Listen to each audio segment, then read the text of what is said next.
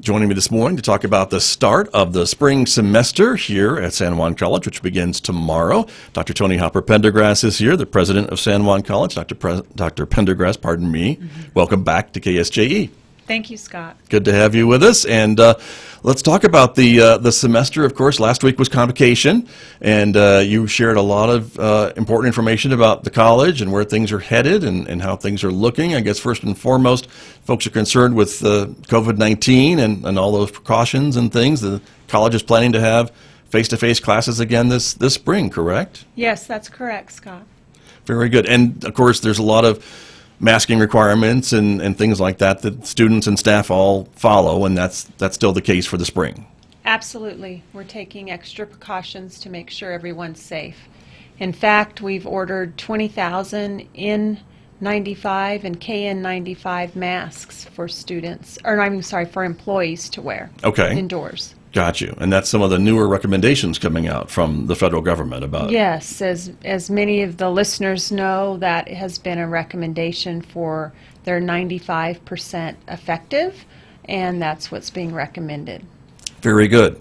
And the last semester, it was, again, with the return of face-to-face classes, which I think a lot of students and faculty and adjuncts were happy to see. And that went fairly smoothly, did it not, with the policies the college has in place? Yes, absolutely. And I'd like to thank all of our employees that worked really closely with our students, because if they did have their schedules disrupted, due to COVID, I think everyone has been very flexible to try and work with them. Right, and I think the students appreciated it too, to be able to still maybe join class remotely or get their assignments remotely if they had to quarantine or whatever and couldn't be back in the classroom for 10 days or so. Yes. So that worked out well. So here we go with the spring semester, and it's very exciting. As I mentioned, you were at convocation and talking a little bit about some new initiatives, and part of that were COVID related as well, in that a lot of students maybe that got behind, maybe dropped out or stopped coming to class, and so there's something that the college is working on about redo in 22. Yes, that's correct, Scott. So we visited with our deans and the president's cabinet and the faculty and asked them how things were going, and they were concerned that a lot of students had some pretty serious COVID disruptions during the semester and may not have successfully completed the semester. So what we came up with is the Redo in 22 campaign. And what we've done is we've contacted all of our students via email, and also we're calling them as well to indicate if they've earned a D, F, or X grade, they can return in the spring semester and we'll pay their tuition and their general fee from our federal funding that we received, so they can try again to be successful. We're also working with the Achievement Center, and they will have a coach that meets with them a couple times a month, and also make sure that they meet with tutors, which are free, but a couple times a month as well, to make sure that they're successful this time.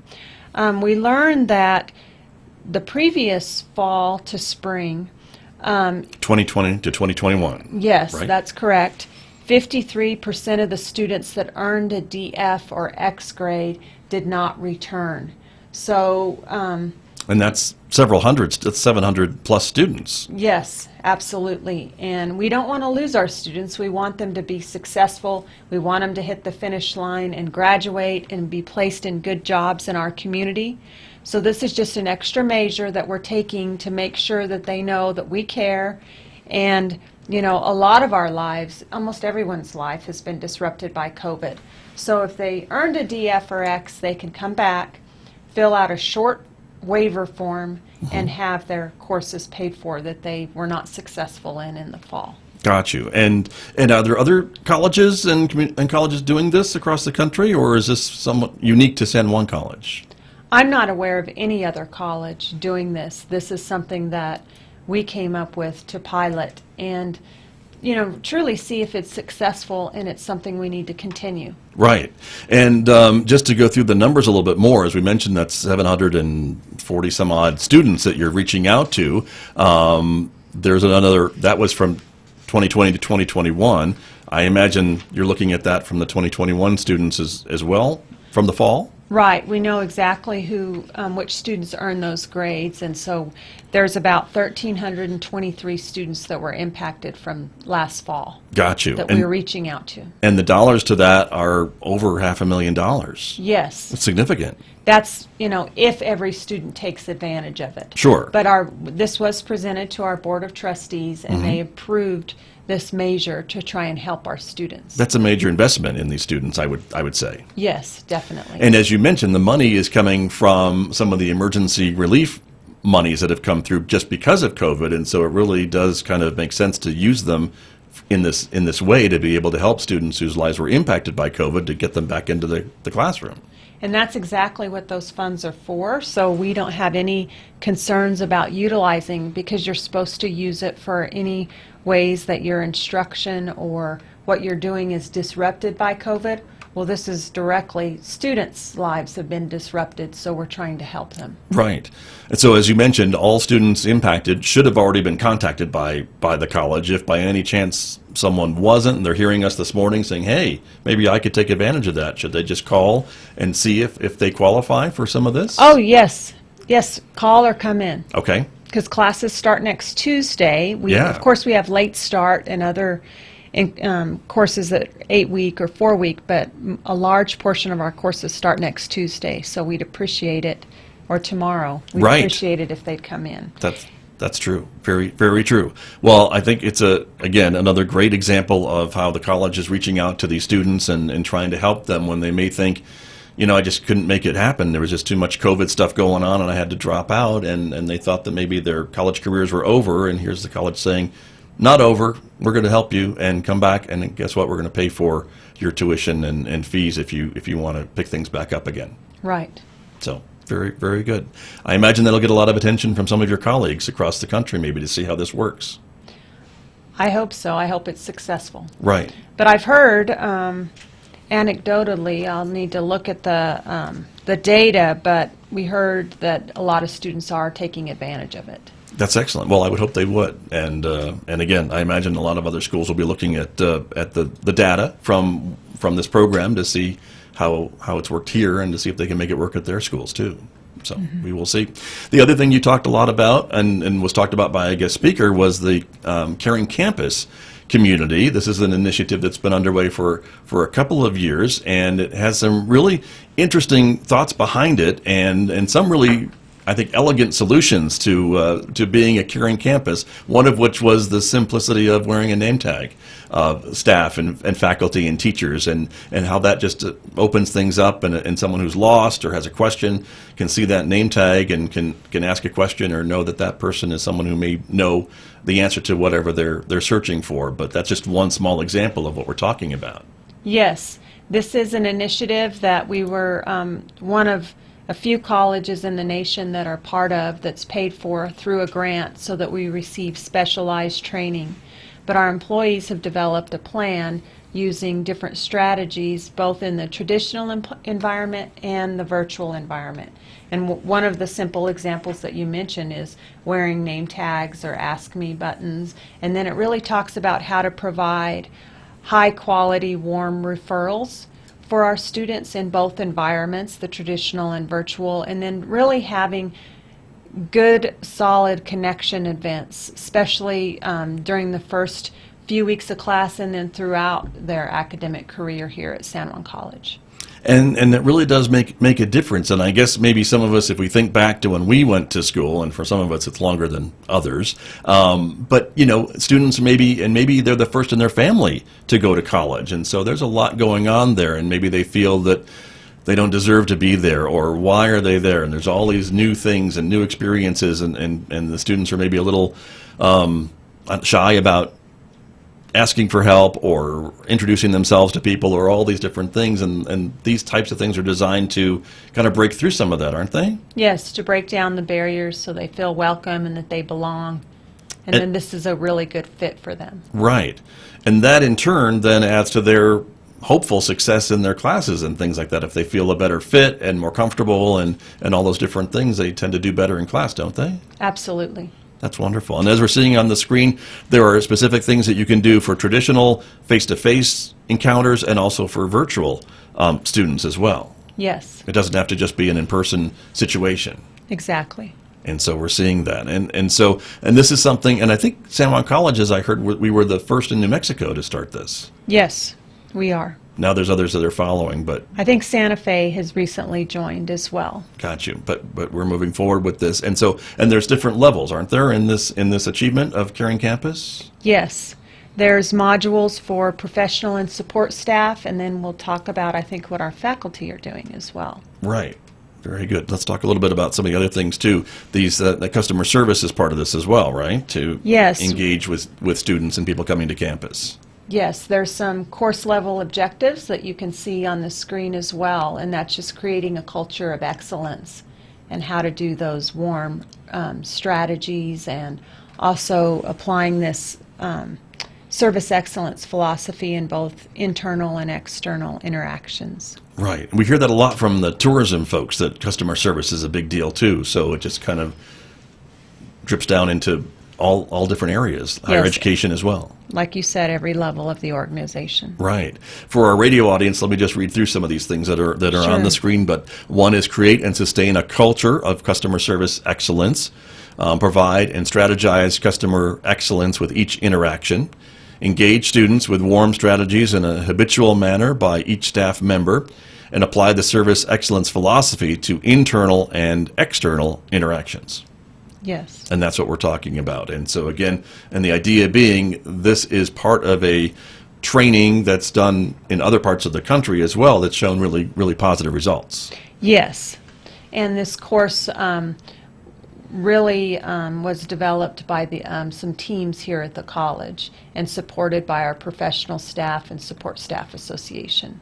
Gotcha. Very, very good. Other objectives would be, again, the service excellence, the everything speaks. Explain what that means. That's a philosophy that's kind of borrowed from Disneyland or Disney World, that even a piece of trash on the ground speaks about the culture at the college. And so that's something we're very proud of here at San Juan College, because we have a wonderful facilities, but everything we do speaks to our students and our guests that visit the college and their first impressions.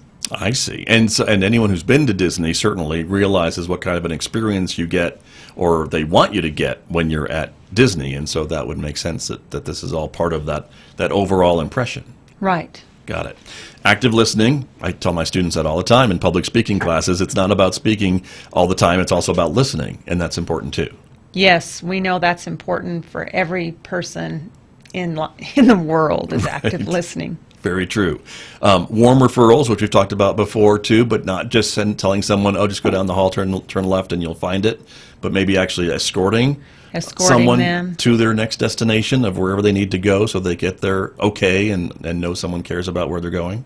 Absolutely. Or if it's in a virtual environment, you call the person ahead of time and say, I'm going to transfer you over, and they know your issue already, and they'll be visiting with you about this concern. Got you. Very good. And behavioral detractors.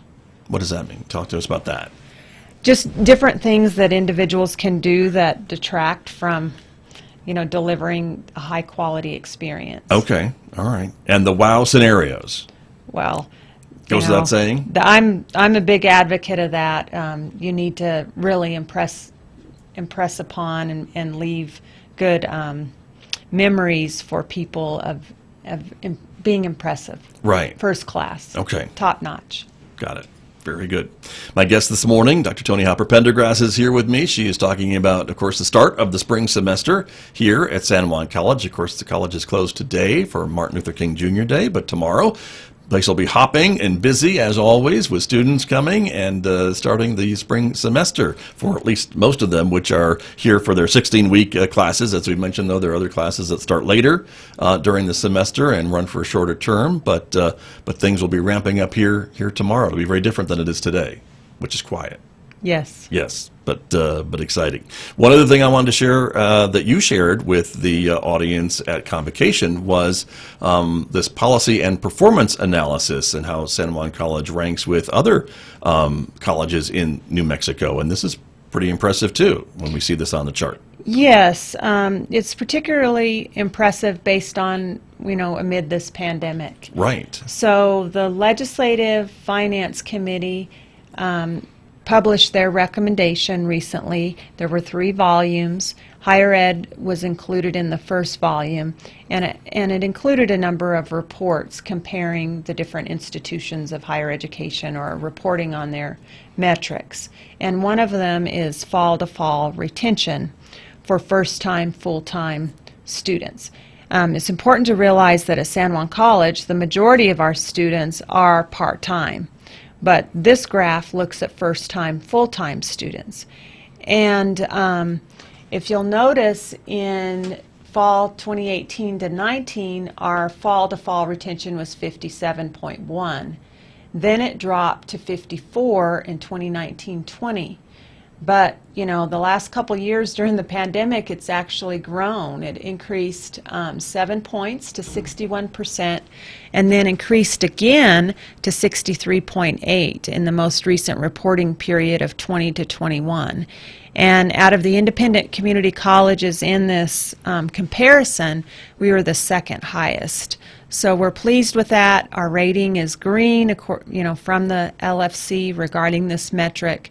So we're pleased that it's improving even amid the pandemic when we've had a lot of different challenges. Right, and green is good, and there's also yellow and red on that graph, and so you want to be in the green. And San Juan College is one of just 3 schools in the green as we look at that graph. And as you mentioned, we rank second. I believe it's Luna Community College and Mesalands Community College are the other 2 in the green. Yes. On that list. And Luna is basically 1 percentage point higher. Right. Mm-hmm. But we're right on their heels. Right. So we're right there. There you go. But that is similar to kind of what we have seen with other metrics, I think, too, about retention rates and student success and things on that line that you've shared in previous years at Convocation, and that you watch, and I think a lot of folks here watch very carefully of how students are actually doing in their classes. Yes, we all want to have, if our children or we decide to go to school, we want to make sure it's a good return on our investment and that we'll be successful. And that's why it's so important to us and our legislative delegation. Right. Well, it's great that they can see that. And of course, this week the legislative session begins, the 30-day session in Santa Fe. So I know you'll be watching that carefully. Yes. Is there anything that you're particularly watching for? I think there's talk about maybe some salary increases for employees and things along that line, and other funding thoughts coming or bills going through with the budget? Yes, there's a couple of proposals that we've submitted recently on the Senate side to Senator Munoz, and one of them is called a teach-up proposal, and that is in partnership with Western New Mexico University. And it's kind of an out-of-the-box proposal, and we work very closely with our local school superintendents to draft this proposal. And it's kind of a grow your own or learn while you earn model. The easiest way to explain it is kind of a job sharing. So many of our, in the state last year they had about 540 vacancies among teachers statewide. This year there's over 1,000. Wow. So the number almost doubled. And so I don't know if you could say it's in crisis mode, but there's a severe shortage. It's heading in that direction at least. Right. Yeah. And that's, nationwide. Sure. That's the case as well. So we're not unique here in New Mexico. But what we're proposing is looking at 4 target audiences, primarily educational assistants and substitute teachers, also individuals that are in what we call the Educator Rising program. Those are our future teacher clubs, and those individuals that are unemployed or underemployed. And the goal is, for example, is if you're an educational assistant in the schools, you could go to school in the morning, go to college, and in the afternoon you could work.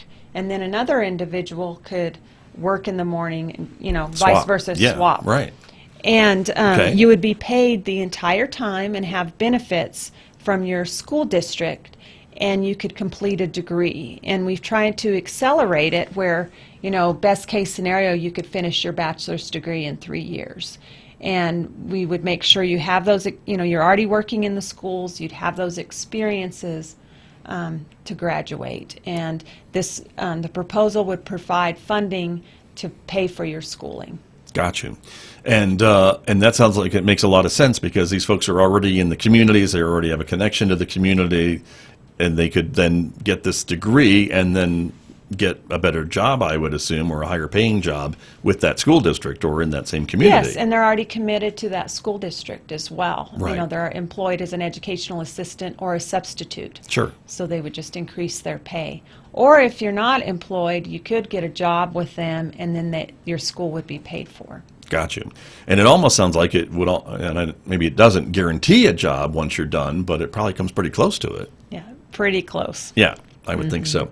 Is there a nursing component too to this as well? I know teaching has been, we talked a lot about teacher shortages. There's a nursing shortage too, I think. Yes, those are the two areas that our state legislators are really trying to work on and expand opportunities for those fields. And we also submitted a nursing proposal, and this proposal provides stipends to nurses so that they can complete. So at San Juan College, we have a 100% pass rate on our, what we call our licensure exams for the past 5 semesters. So we know that our students do very well on those exams. They're very prepared. The problem is not all of our nursing students finish, and it's because many of them are working and have obligations, and so what we're proposing is that we provide them with a stipend. At one point we were able to provide stipends to a small group of students, and they all finished. So we know that this kind of has a track record in place. So we're just asking if they would consider providing a monthly stipend to these nursing students while they're in school, because many of them do work to try and make ends meet. Gotcha. And nursing school is very demanding, and it's difficult to work and go to school. Right. And that would allow them, I guess, to just focus more on their classes and their coursework than having to worry about going to work and coming back and then studying and whatever else it needs for their nursing degree. Exactly. Got it. Well, good luck. Hopefully the legislature will consider both of those proposals and move some of those forward. The other thing I wanted to ask you about is something that I think a lot of folks have noticed here on campus if they're driving by or coming onto campus for any reason, which is the major construction project, which is the student housing that is going up. It is planned to be completed sometime this spring, I know, and to welcome students in for the fall semester later this year. Yes. Is that the plan? We're very hopeful that the project will be completed by May. Okay. And then we'll get all the furniture and everything moved in, like you said, and move in our students this fall. Very exciting. And this is a big deal and a big change for San Juan College. 150 beds, right? Is that the number? That's correct. We're really excited about it. I think it'll change the culture here on our campus when we have people living here, year-round, basically. Right. That very, very true. And I know I enjoyed getting a chance to look at the proposals for the furniture for those rooms, because there were a lot of different designs and configurations and things like that were on display earlier this past fall. Right. So they were fun to see. And I know the college has added a dean of students and other folks that will work with this new group who will be here, as you mentioned, all the time, almost 24 hours a day, 7 days a week.